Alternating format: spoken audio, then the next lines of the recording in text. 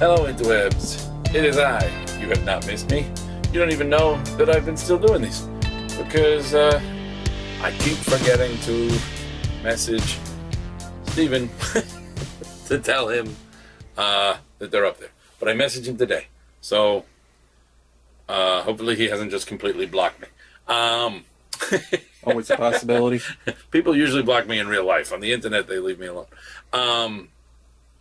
Alright, so I am here to review some comical books on this episode of F3G2 that you, if you are watching this, are watching on on GonnaGeek.com, the double G's, while I'm in the back of Famous Faces and Funnies, the triple F's, and this is where they, they auction things, and people, bid money on stuff that they didn't buy. Oh, they go, oh, from hell, $25. Yeah, I'll take that. And then they get from hell, and they read it, and they go, hey, this is pretty cool.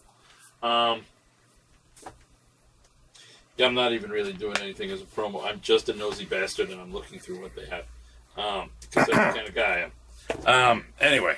Back to business. This is business. It's just not my business. It's not somebody else's business. So, first up is Amazing Spider-Man number 7, which is basically the inferior foes of Spider-Man, the superior foes of Spider-Man. They're inferior. And Spider, you will never believe that your heart can break and you can fall in love with Boomerang, but you will. And Superior Foes of Spider-Man was so good, and so was Nick Spencer's Ant-Man series, because Nick Spencer does this great stuff with like C-listers pulling heists. That's like his thing. But Boomerang is currently Peter Parker's roommate. Pete knows it's Boomerang. Boomerang doesn't know Pete is Spider-Man. But they've been at the bar with no name because they do a Spider-Man trivia night. And one thing that Boomerang did realize is, as he was bragging about a bunch of his stories where he'd fought Spider-Man, and Pete kept correcting him, and then he's like, wait, you wrote that book, because Peter Parker had done that photojournal book on Spider-Man, and has always been Spider-Man's contact. So he's like, he takes him down to the bar, and he lies and says he's a villain called the Liar, and that he has the power to just make things up, but then they happen, which is kind of funny. But they're like kicking ass at trivia, and then the other villains get a text from Kingpin saying that there's not only a shitload of money, but he will make you the not chief of D's, but he's Kingpin's the mayor right now, so he will actually make you in charge of the police force if all you have to do is bring him, the head of of Boomerang. So suddenly the rules of we don't fight in the bar with no name go off. But it's heartbreaking when you realize just how, if he's not lying, when you realize just how pathetic Boomerang has become, your heart will break. Even Peter's does. It was really good. Plastic Man, look, he's threatening to swat the queen bee from Bialia. But Plaz tries so hard to do the right thing, and sometimes doing the right thing is viewed by everyone around you as worse than doing the wrong thing. And this is one of those times, and he's really trying to do right by the people around him, including the little girl who she's within the LGBTQ. She I don't know if she's actually trans or just dresses like, and usually refers to I guess the kid's trans, but it's confusing because Plaz constantly refers to her as her, but the kid refers to himself as him. I assume Plaz is wrong because Plaz, and because you would assume the kid would know what the kid is more than Plaz would. So, but this kid has kind of fallen in love with Plaz, who ends up calling child services because rightly so, Plastic Man's like, look, I'm a ridiculous superhero, and I used to be a sleazy, street criminal. I'm probably not the one to raise a homeless child.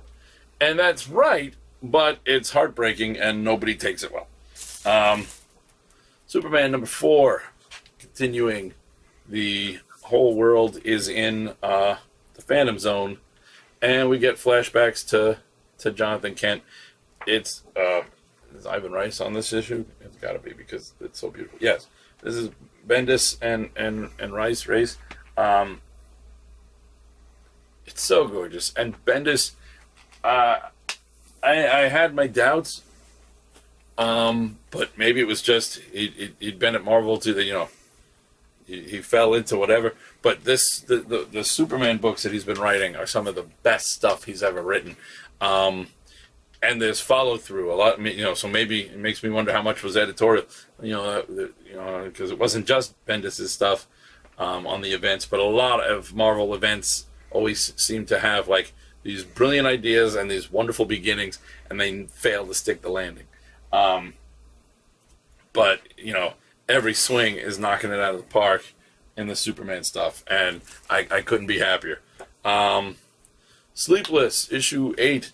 Our Sleepless is no longer sleepless. He was removed from his vow, and he slept he'd only been sleepless for like several months, so he slept and caught up all the sleep that he'd missed, which now has him wake up. His skills are gone, but he's no longer the greatest night protector you're going to have, but he's also he's now like a man without a country. He's not one of the sleepless guards, but he's not a sleepless guard. So meanwhile, the princess that he served and clearly had feelings for, as she does he, is scheduled to marry this guy. He's like more royalty. So there's, suddenly in the middle of all of this, it's become any Rumiko Takahashi story ever. But I love this book. So it's beautiful. It reads so well. It looks so well. Everything, the art, the colors. Sarah Vaughan, Leila Del Duca, Alyssa Sala, and Darren Bennett. Everyone in here is, Darren's the letterer, Alyssa's the editor, Layla's the artist, and Sarah's the writer. This book is one of my favorites.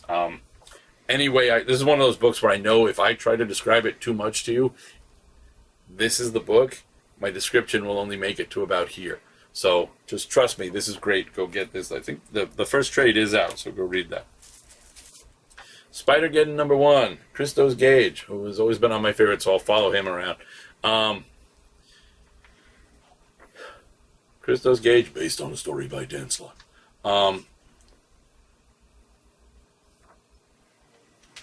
Really good. But right off the bat, they're like, hey, remember when we killed all those other spiders not to be outdone, we're going to kill 2 fan favorites in this issue. And I was like, what?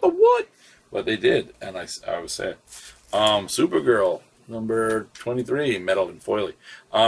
Kevin Maguire, who was the reason I made this switch, because I wasn't reading Supergirl, but now Kevin Maguire's on it, so I'm in. Kevin Maguire wrote on Twitter that he was reading reviews that some people had posted, and one reviewer, who clearly does not know the Kevin Maguire, says he needs to work on he said the artist needs to work on his facial expressions.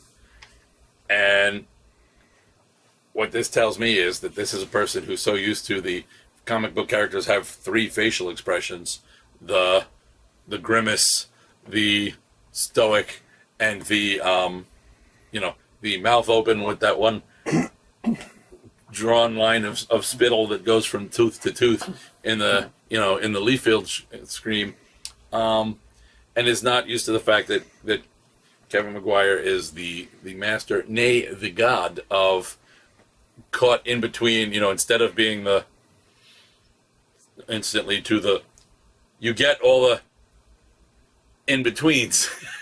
So this guy says, the artist needs to work on his facial expressions. And Kevin McGuire said, look, I don't get what I want every time, but I'll promise to do better by next issue. I mean, even Crypto has facial expressions. This book is so good. I mean, it's literally the Kevin McGuire facial expressions are why I'm here. And then, of course, Mark Andreyko, you know, I've loved pretty much everything I've read that he's ever written. So it's not, you know, that's not hurting, but it was Kevin McGuire that lured me. I mean, look at that.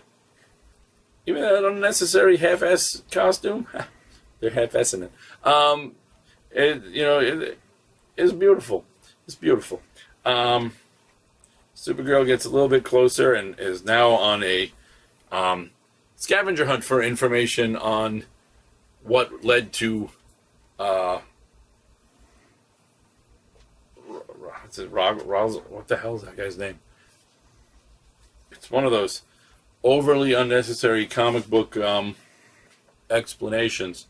So comic book names. So Rogel Da, I forget what the hell his name is, but the guy Rada is the guy who destroyed Krypton, and she and Krypto are out looking for it. Wrong Earth #2. This book is so good. Basically,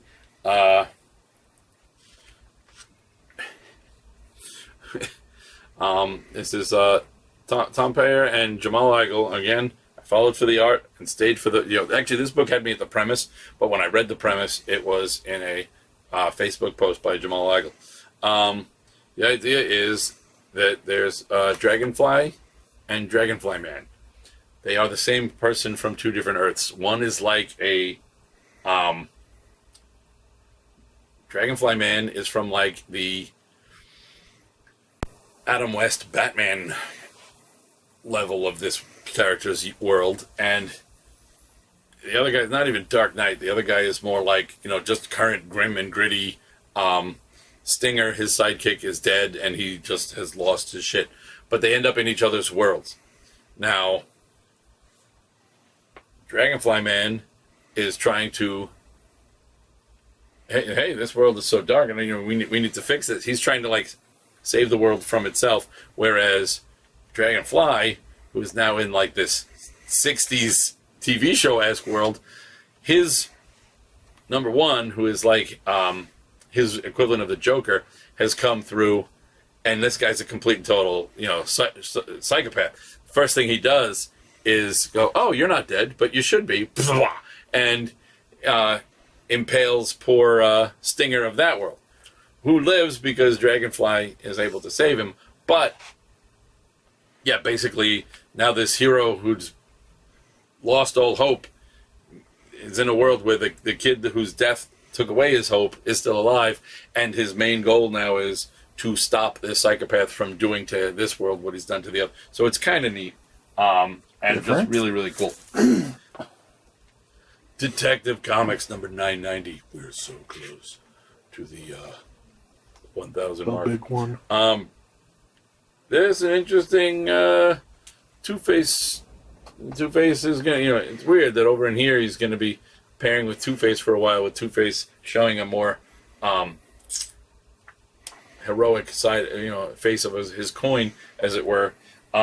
Whereas in Batman, he'll be doing the same thing a little bit later with Penguin. So, it's kind of awkward team-up days in Batworld, but so good. And that's all the books I read. So I really thought this would take longer because I've met me.